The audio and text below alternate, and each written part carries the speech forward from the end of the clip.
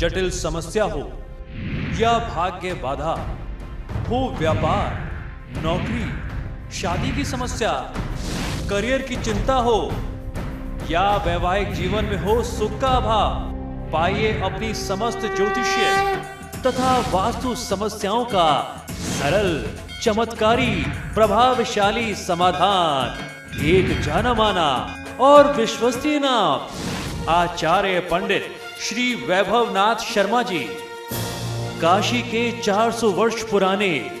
प्रतिष्ठित और अंतरराष्ट्रीय ख्याति प्राप्त राज ज्योतिषी परिवार की 8वीं पीढ़ी के ज्योतिषी और वास्तु शास्त्री आचार्य पंडित श्री वैभवनाथ शर्मा जी के द्वारा व्यक्तिगत या फिर फोन पर अपॉइंटमेंट लेने के लिए कॉल करें 9818300146, 9990724131 या फिर ईमेल करें sharma.vaibhav@gmail.com पर।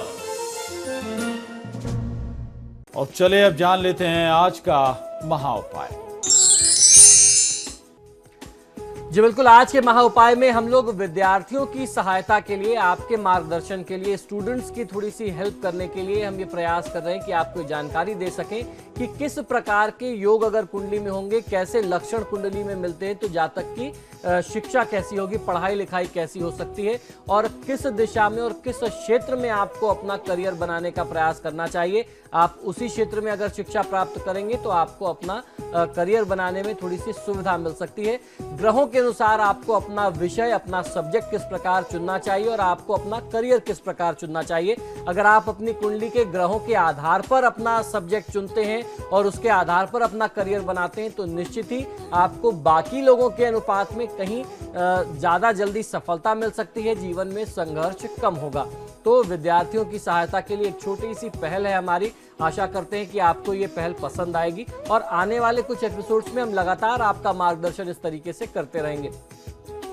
वर्तमान में प्रत्येक व्यक्ति उच्च शिक्षा प्राप्त करना चाहता है अथवा अपनी संतान को उच्च शिक्षा दिलाना चाहता है, जिससे वह भविष्य में अच्छी नौकरी या व्यापार करके सुख और समस्या रहित जीवन जी सके।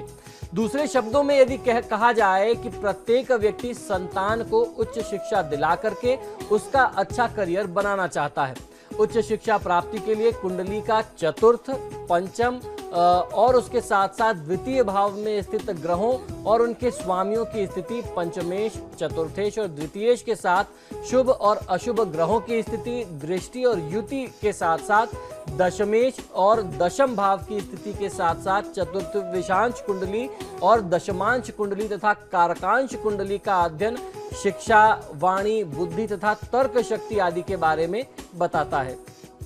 जातक की शिक्षा कैसी होगी, जातक भविष्य में किस दिशा में, किस क्षेत्र में कार्य करेगा, अपनी आजीविका को किस प्रकार से प्राप्त करेगा व उसके सुखद भविष्य के लिए कौन कौन से क्षेत्र अच्छे रहेंगे, इन प्रश्नों के उत्तर जो है एक ज्योतिषी जन्म कुंडली का विश्लेषण करके बहुत अच्छे तरीके से दे सकता है। कुंडली के चतुर्थ भाव से विद्या, पंचम भाव से विद्या, चतुर्थ भाव से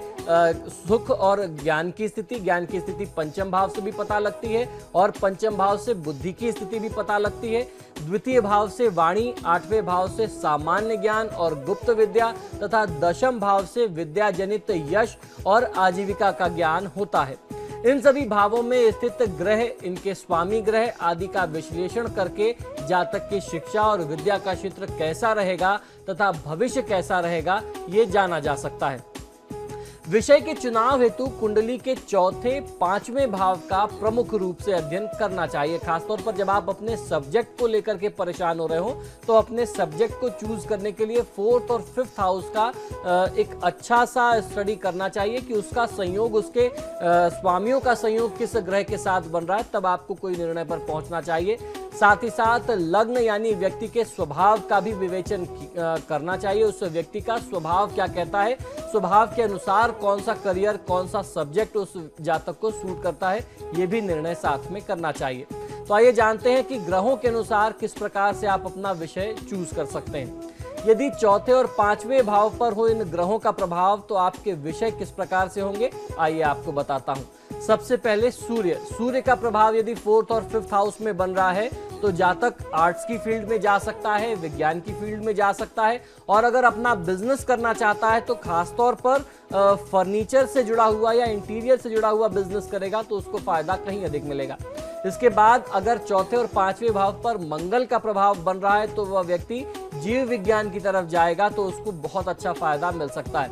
वहीं अगर चौथे और पांचवें भाव पर चंद्रमा का, चंद्र देवता का प्रभाव बन रहा है तो ऐसे में जातक ट्रेवल से जुड़ा हुआ काम करता है, टूरिज्म से जुड़ा हुआ काम करता है तो उसको कहीं अच्छा लाभ मिल सकता है। अगर बृहस्पति का प्रभाव बन रहा है चौथे और पांचवें भाव पे तो किसी भी विषय में अध्यापन की डिग्री आपको प्राप्त हो सकती है, यानी टीचिंग से रिलेटेड आप काम कर सकते हैं, जिसमें खासतौर पर बृहस्पति के लिए कहते हैं ज्ञान देना, यानी बोल करके कमाने वाले कोई भी पेशे, कोई भी ऐसा जॉब जिसमें आप लोगों को लेक्चर्स दें तो खासतौर पर उसमें अध्यापन यानी टीचिंग का काम आता है, तो वो आपके लिए किसी भी सब्जेक्ट में आप अपनी महारत प्राप्त कर सकते हैं। अगर इसी तरीके से बुध का प्रभाव बनता है चौथे और पांचवें भाव में तो जातक कॉमर्स की फील्ड में जाएगा, कंप्यूटर की फील्ड में जाएगा। व्यापार के लिए आपके लिए बहुत बड़ा क्षेत्र खुला होता है, कॉमर्स का पूरा फील्ड आपके लिए खुला हुआ है, आप किसी भी फील्ड में व्यापार कर सकते हैं, आपको फायदा अच्छा मिलेगा। शुक्र का प्रभाव अगर आपकी कुंडली में चौथे और पांचवें भाव में बन रहा है तो आप मीडिया, मास कम्युनिकेशन, गायन, वादन या अभिनय के क्षेत्र में प्रयास करें तो आपको फायदा ज्यादा अच्छा मिल सकता है। वहीं अगर चौथे और पांचवें भाव में शनिदेव का प्रभाव बन रहा है तो कहीं ना कहीं से तकनीकी शिक्षा आपको प्राप्त होगी, गणित यानी मैथमेटिक्स की फील्ड से जुड़ा हुआ कोई आप ज्ञान प्राप्त कर सकते हैं। अगर आप ऐसा सब्जेक्ट चुनते हैं, कोई टेक्निकल पढ़ाई करते हैं तो आपको अपने करियर में ज्यादा फायदा मिल सकता है। इन मुख्य ग्रहों के अलावा ग्रहों की युति, ग्रहों की प्रतियुति का भी अध्ययन करना चाहिए, तभी किसी निष्कर्ष पर किसी भी ज्योतिषी को पहुंचना चाहिए। जैसे उदाहरण के तौर पर आपको बता रहा हूं कि शुक्र और बुध अगर साथ हो तो होम्योपैथी या आयुर्वेद की शिक्षा प्राप्त करनी चाहिए ताकि चुना गया विषय बच्चे को आगे सफलता दिला सके और भविष्य में उसका मार्गदर्शन कर सके, उसको कहीं जाकर के अपने जीवन में ये ना लगे कि ये करियर तो हमने व्यर्थ में चुन लिया। तो इस समय में जब ज्योतिषी बच्चों को करियर के बारे में सुझाव दे रहे हो तो उनको पूरा ध्यान रखना चाहिए और पूरे विवेक से निर्णय करना चाहिए और फिर बच्चों को इस प्रकार का कोई भी सुझाव देना चाहिए जिससे बच्चों को बहुत अच्छा लाभ अपने करियर में मिल सकता है। या तो आज आपने जाना अपनी राशियों का हाल और महाउपाय में बहुत अहम बात आपने जानी और इसी सिलसिले में आगे भी हम आपको लगातार जानकारी देते रहेंगे। पंडित जी, ये तमाम जानकारी देने के लिए शुक्रिया आपका जी। और हमारी इस पेशकश में इतना ही, दीजिए इजाजत, नमस्कार।